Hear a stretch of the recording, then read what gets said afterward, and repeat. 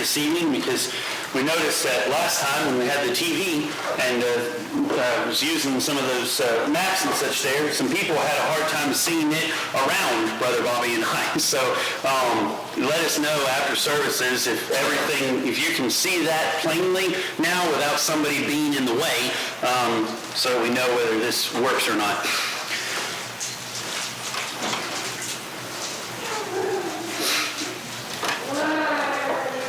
Pull my Bible up here. Let's open up to Acts chapter 17. Is it going to be broadcasted on the screen? Not here this evening. Not this evening? Not this evening. So I believe we're in verse 5. Is that correct? Let's see. Actually, what I marked was verse 16. Okay. Actually, what I marked. We can back up. We jumped down there to that about Jason. So why don't we back up and cover that? Because I think I got off on a tangent on that. All right. Let's do it. And you know something else would help? If I would get in the right page on the right lesson. That might help, Jeremy. Did you know that? I'm in the right church. I'm just in the wrong pew. And you all right. April 5th, 2023, verse 5. Okay? Now, how about that? All right. So, starting at verse 5, but the Jews were jealous, and taking some wicked men of the rabble, they formed a mob, set the city in an uproar, and attacked the house of Jason, seeking to bring them out to the crowd. When they could not find them, they dragged Jason and some of the other brothers before the city authorities, shouting, "These men who have turned the world upside down have come here also." And Jason has received them, and they are all acting against the decrees of Caesar, saying there is another king, Jesus. And the people and the city authorities were disturbed when they heard these things. When they had taken money as security from Jason and the rest, they let them go. It seems as if these Jews are willing to go to any length that they can in order to bring this upon them. Now, they come through Thessalonica, having passed through Amphipolis and Apollonia. This is quite the journey here. Now, if you remember those maps that we looked at, we're starting to come back around the Mediterranean Sea here. This is quite the journey. And so now here are the Jews again, and we're going to see that they're going to continue on. As the disciples leave Thessalonica and they get down to Berea, these same Jews are going to come from Thessalonica and they're going to cause the exact same thing. So again, it's interesting. These Jews, they don't mind doing the same things that they accuse other people of doing. These people have caused an uproar. Well, you're here causing an uproar. And every single place, the same thing with Jesus Christ. You know, he's done all these things. Well, what are you doing? You know, they don't mind being hypocritical when it comes to protecting their station, if you will. And it all goes down to the exact same thing that we have seen each time. That opening statement there in verse 5, but the Jews were jealous. The Jews were jealous. Jealous over the gospel of Jesus Christ. Jealous over the way that the gospel was being accepted. As was his custom, Paul has gone into the synagogue, and on 3 Sabbath days he reasoned with them from the scriptures, explaining and proving it was necessary for the Christ to suffer and to rise from the dead, saying, "This Jesus, whom I proclaim to you, is the Christ." Excuse me. I had a sneeze coming on. All right. Some of them were persuaded and joined Paul and Silas, as did a great many of the devout Greeks and not a few of the leading women. This is what they're jealous about. They've gone in, they've started teaching in their place, teaching about Jesus Christ, this one that they thought they had dealt with and thought they had put to the side, which Gamaliel warned them that if this doesn't die, they're probably striving against God. And sure enough, what we have here, they're jealous of the crowds and the converts that they are able to have. We said here that these Greeks here are probably those of the synagogue. Right. These are the Hellenistic Jews, the proselyte Greeks. The same class, I say class, but the same group of people, if you will, that from Acts chapter 7 with the issues where the disciples, the apostles, had to set up the deacons in the church in order to take care of the daily administration, the daily benevolence of the church. So this is more of the proselyte Jews, the Greeks at this time. And pulling them away from that, the devil doesn't like it when we win. The devil doesn't like it when Christianity wins. There's always going to be a battle. And, we think, Christianity is going to be great, and when we're baptized and we become a Christian, that it's going to be good and wonderful, and it's all going to be great, but the devil has lost at that point, and he's going to fight to get it back. And so we've got a lot of people that are turning here, so there's going to be a battle. There's going to be a mob, it says, that sets the city in an uproar. This mob is the only time we see this here. It's a very angry crowd. It's a very angry crowd. We're not just talking about a small group of people. We're talking about the town turning out with their pitchforks and torches, ready to cause some ruckus. And so they come upon the house of Jason, seeking to bring them out to the crowd. Them being the apostles, Paul and Silas and his companions. When he could not find them, they dragged Jason and some of the brothers before the city authorities. I'm going to go ahead and stop right there and let Brother Bobby pick up at that point. Well, I think you covered it pretty good. It is kind of interesting here about what's going on, that the Jews had traveled, and if I remember correctly, we're talking about somewhere around 200-mile distance, maybe 250 miles to do this mischief. So man will go to great lengths to create mischief, okay? And so we find that this is what they did, and they're stirring these people up. And they're Jews that believe not what? That Jesus Christ was the Son of God, that he was resurrected there in Jerusalem. These are Jews, what we might would say that they are hardcore Jews, still holding to the traditions of the fathers. And they didn't want to see that changed. And when it talks here about these have turned the world upside down in verse 6, this is what we're talking about. What have they turned upside down? Well, this is turning upside down the Jewish religion that they've known that was handed down through Moses by the fathers, so on and so forth. And yet, what was it turning upside down? Was it really turning upside down God's purpose and plan in the Old Testament, or was it fulfilling it? What was under attack here was their thoughts, their tradition, and their ways, I, me, my. That's what's under attack here. Okay? It's going against what they want it to be. So to them, it's turning their world upside down. That's a true statement. It is turning the world upside down. And I want to expound on that for just a little bit, that we today, as Christians, can do just like Paul and Silas and Jason and others are in the process of doing. We can turn the world upside down. You'll find the world is created based on a lot of traditions and based on a lot of false philosophy, isn't it? Now, beware when we start turning the world upside down, Jeremy, what might happen? They might come to the house and drag us out, right? Is it because we're changing the plan of God? I'm going to back up to the Old Testament like he was. No. Is it because we're changing the plan of God in the New Testament? No. What is under attack? Again, when the gospel is preached, it's the traditions and rudiments of the world, isn't it? This is what upsets me. It goes against the traditions and doctrines of the world. So these have turned the world upside down. They're teaching against the customs of the fathers, okay? They're teaching against our set standards that we have amended, and I use that word very strongly, to the law of Moses. They had got to the point to where every little herb and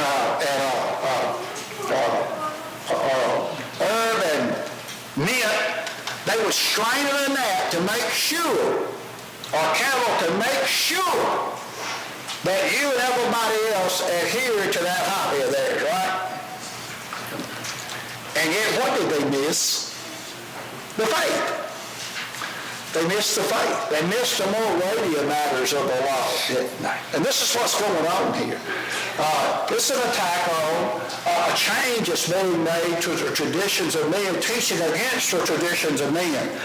And I thought it was real interesting, reading when you back up to verse 5, that word envy is used in the King James Version, okay? That these Jews which believe not moved with, envy. Where else have we heard that statement, being moved with envy? They're moved with envy because of the success of the gospel. Well, I'm going to use an example in Matthew chapter 27, and I'm going to look at beginning verse 17. Pilate said unto them, Whom will ye that I will release unto you, Barabbas or Jesus, which is called Christ? For he knew that for envy they had delivered him. So it's the same emotion, isn't it? They were jealous of what was going on because of Jesus having such success among who? The people. Well, see, they were losing their ability to control the people and have all the greetings in the marketplace they love. That was eroding. The control they had in the temple, that was eroding, wasn't it? And so they find that they moved with envy. The same thing is going on here. Notice something else they did. I thought this was real interesting. It's kind of like what Reed said. These Jews are using some of the same worldly tactics that they condemn in others. You know, Paul had something to say to them about that. I think it was in Romans chapter 2 that you go to great lengths to condemn others in matters, but you are guilty of the same. Okay? This is what's going on here, and it was real strange that they would resort to that, being Jews, call themselves adhering to the law of Moses, that they would hire lewd men, it says here, but what these lewd men were, were the basis sort, do anything for money. The picture you get is these are the kind of people just kind of hang around the marketplace and the hillside, and all they do is looking for a quick buck. They don't care how they get it. They just want a quick buck. And so we find that they had now assaulted on the house of Jason. And that was really the charge against Jason. They turned the world upside down. Look here, they're taking my disciples. The success that the church is having. And also in verse 7, and I'll turn it back over to you, there's something else too that's interesting here. I didn't turn over and do a reference to it. Notice what else is said here. Now they're getting back to getting the Roman government kind of sort of, if you will, involved in this. They're talking about a king. They're preaching against Caesar. They're preaching against the decrees or the laws that's set by Caesar, saying there's another king, one Jesus. Well, that's a treason charge, Jim. Now they're talking about treason. Well, what about Jesus? What was one of the charges they made against him? Well, we have but one king, that's Caesar. He maketh himself a king. What was the plaque that they put over his head there on the cross? About a king of the Jews, didn't it? Okay, Jamie, you had something? I would say the reason I believe they include that is Romans did get involved in these.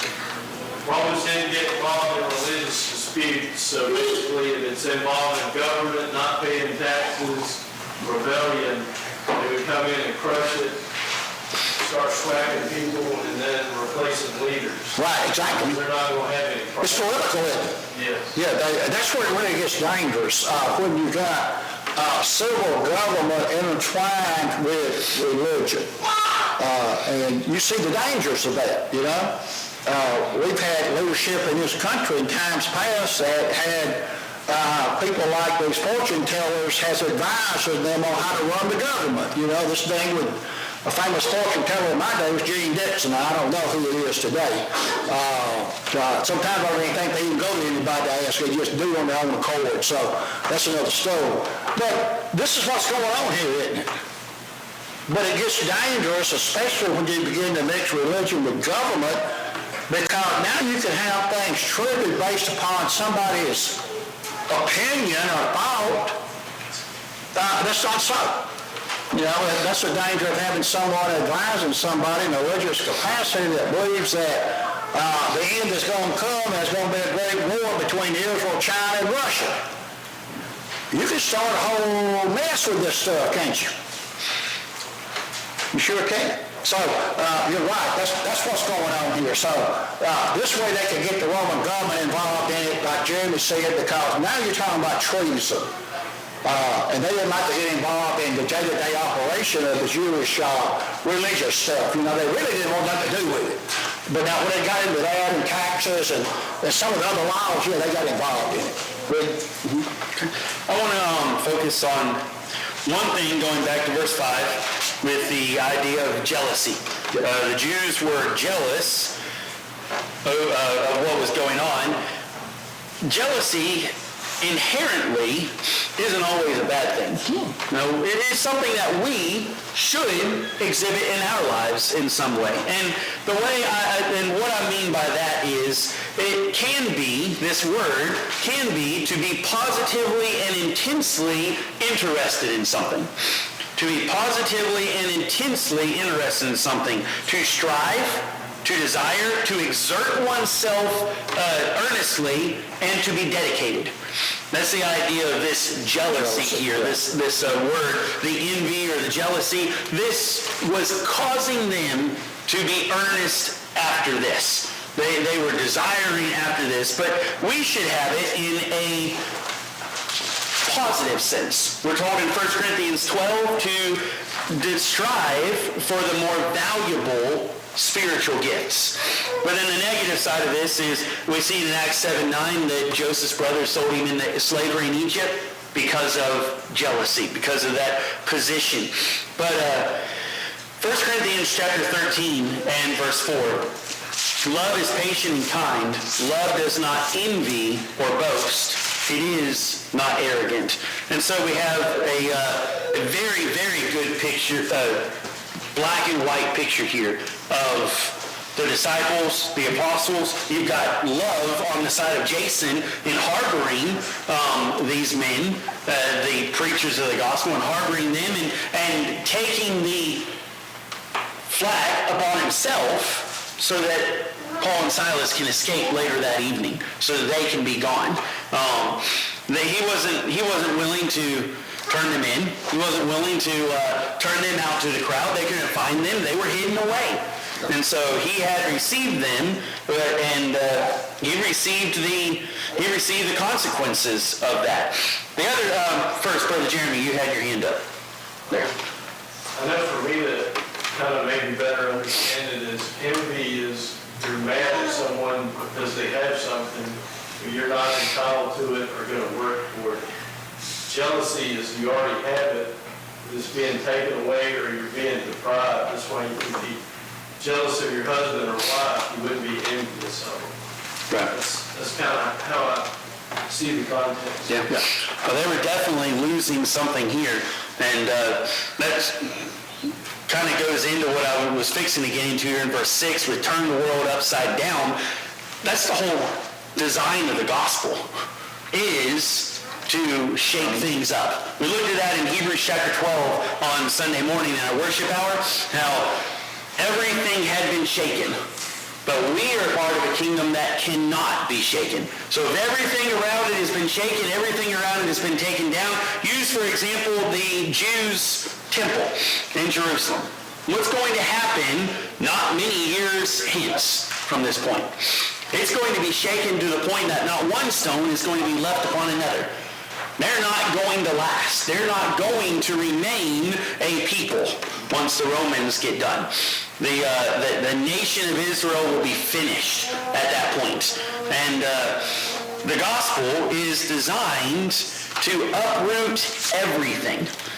Any action in our life, any desire in our life that is contrary to the will of God, if we have been used to living our lives contrary to the will of God, when we come to the knowledge of the gospel, we should be shaken to our core. It should turn our world upside down. We should be completely different than what we were beforehand. So yeah, these men have turned the world upside down. Thank you for acknowledging that my work is complete. Thank you for acknowledging that I'm doing my job. You know, these men have turned the world upside down. It's not a derogatory charge against them at all. It's rather a compliment that they have turned the world upside down. It means the gospel has had its full effect. Yeah, and you were talking about this envy and jealousy and things like that. They had a strong desire for God. In a way, okay? Notice what the Apostle Paul said in Romans chapter 10, beginning in verse 1. Brethren, my heart's desire and prayer to God for Israel is that they might be saved.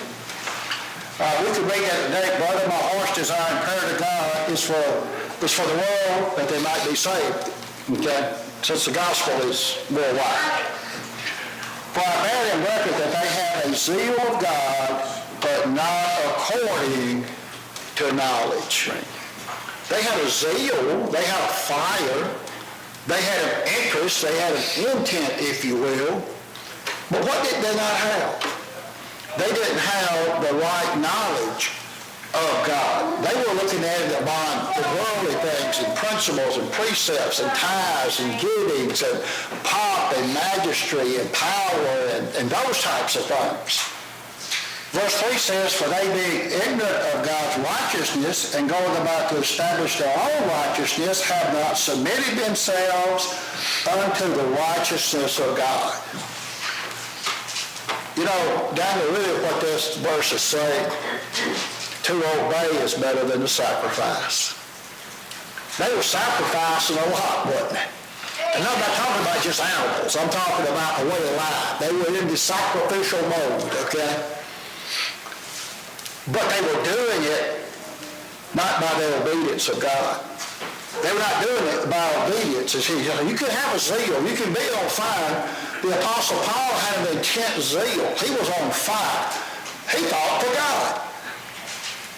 But when Jesus appeared to him in Acts 8 on the road to Damascus, that was a wake-up call, wasn't it?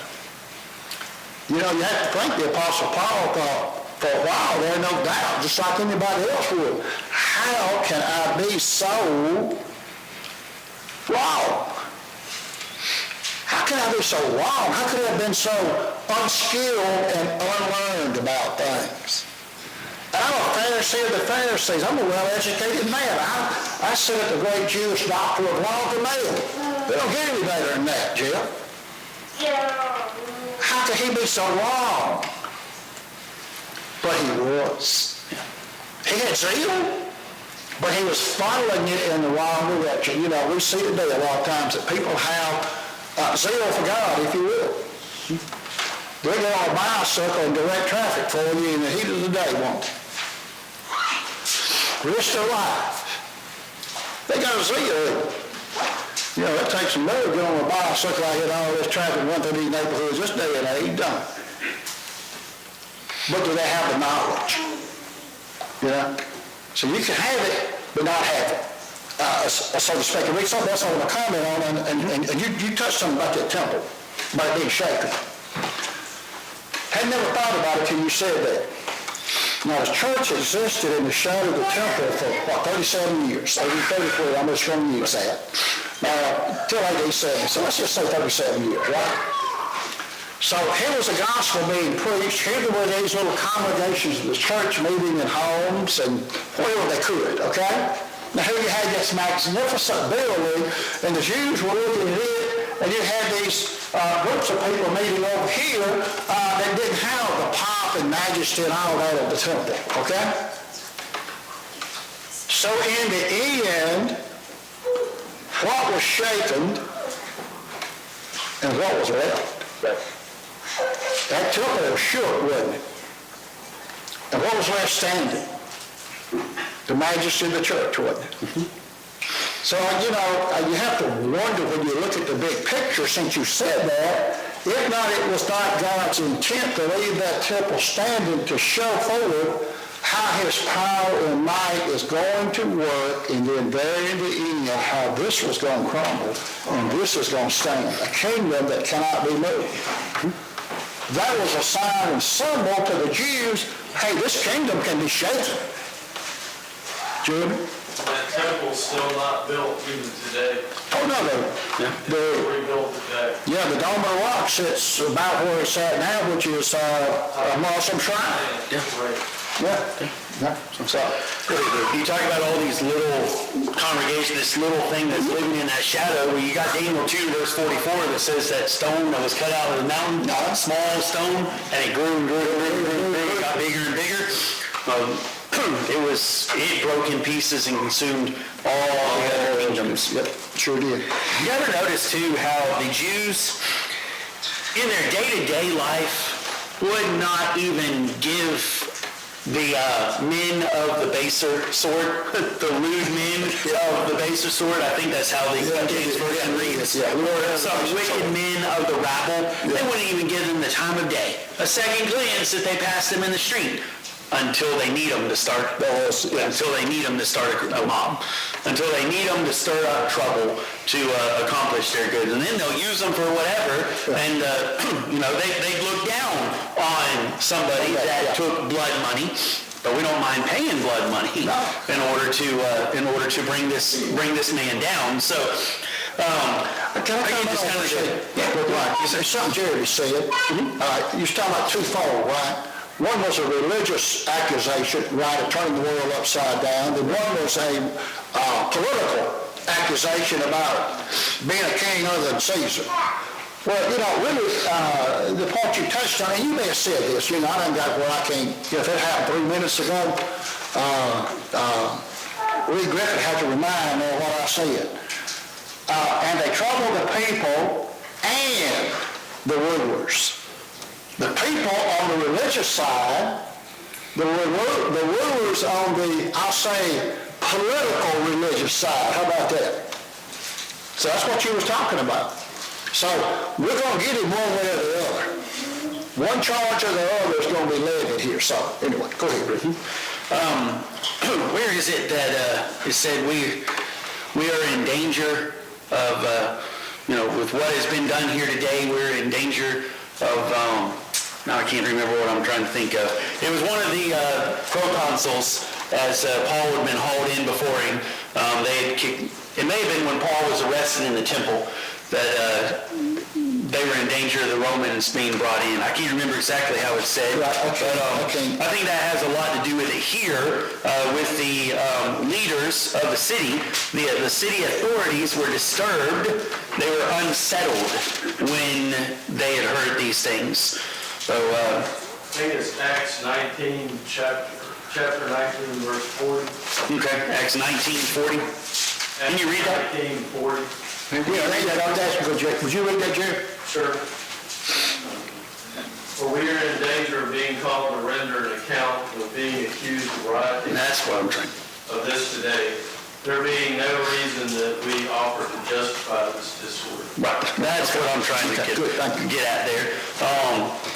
That may be something that's playing in here as well, as the authorities seeing this and this mob that has come up and the city in an uproar that disturbed when they heard these things. They were unsettled when they heard these things. So it may have played in as well. So what do?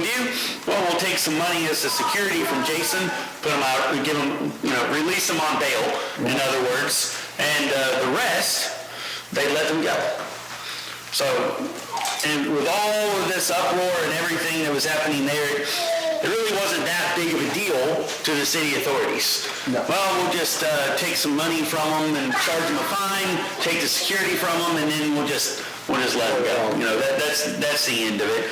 It really wasn't that big of a deal to them. So the Jews tried to bring the Romans into it, but they tried and they failed. Yeah. And so the brothers immediately sent Paul and Silas away by night to Berea. When they arrived, they went into the Jewish synagogue. When they arrived, they went into the the Jewish synagogue. You know, the definition of insanity is doing the same thing over and over and over again, expecting different results. You might say that Paul and Silas are insane. Do we think this is going to turn out any different than where it has as we've gone all along to any of the other Jewish synagogues? Why? I think it goes back to the Jerusalem Council. You know, we've got to show our respect to Moses and the prophets. Yeah. Paul tells the Greeks, the Gentiles, that you owe honor and respect to the Jews. Right. You owe your salvation to them.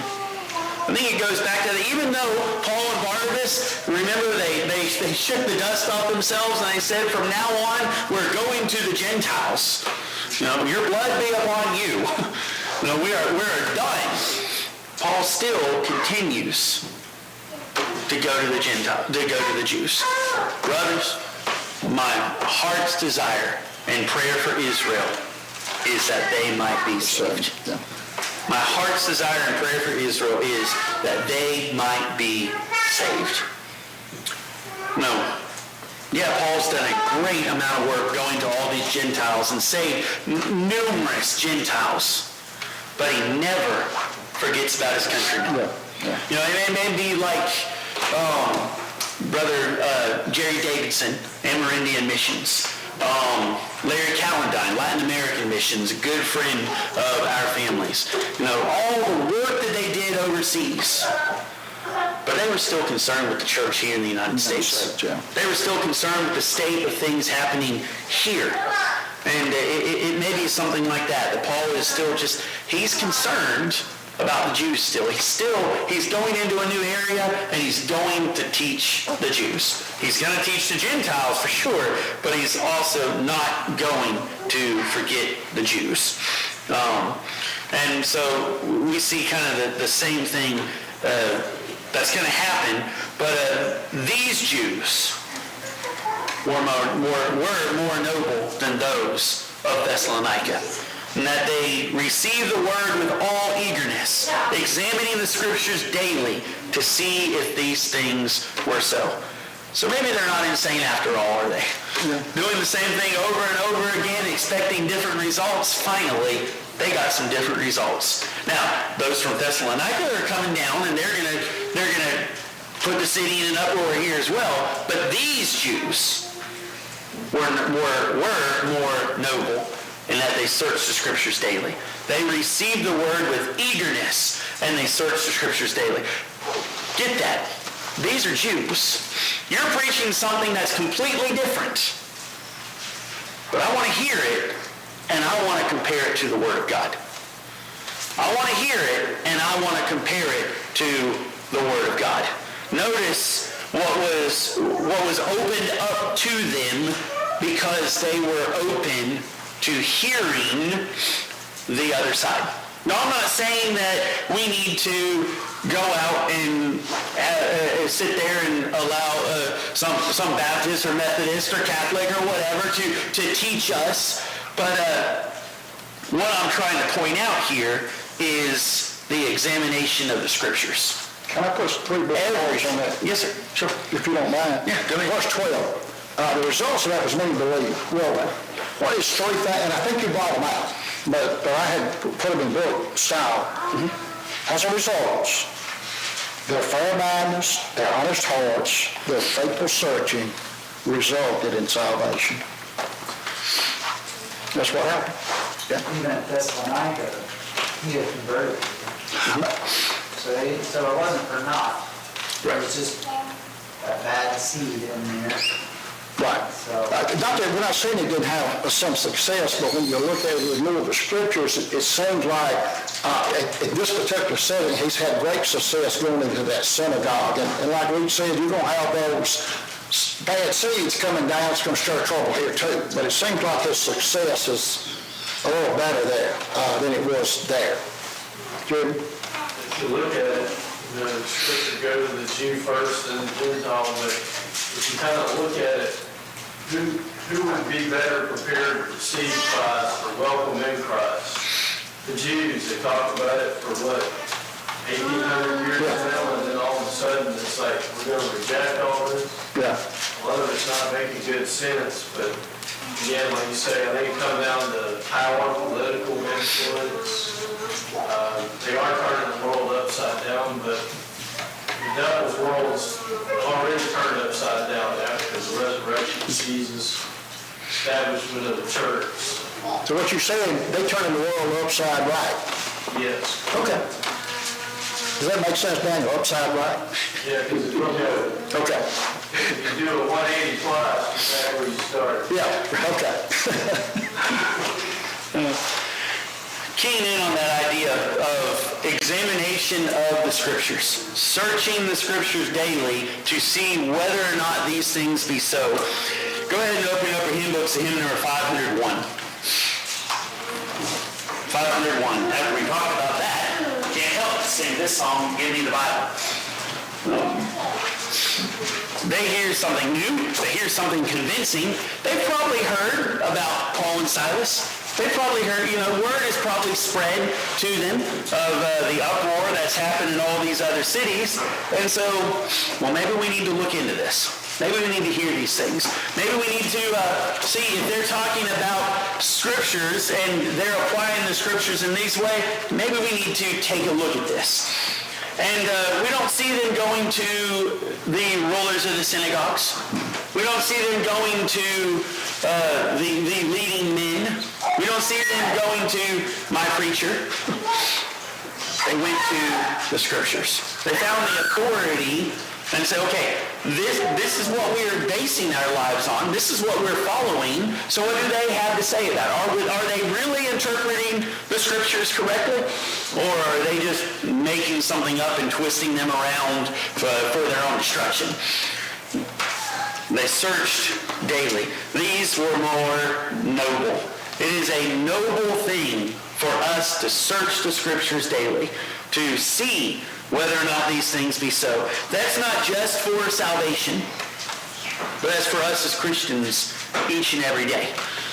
I was talking with two friends today. One is considering another career change, and he was telling us about how his job was affecting his mind, it was affecting him, it was affecting his family. And so I started telling him, you know what your responsibility is as a father, as the spiritual leader. And we talked about a whole handful of scriptures to go along with that. Even when we're considering choices and things in our lives, the scriptures are our authority.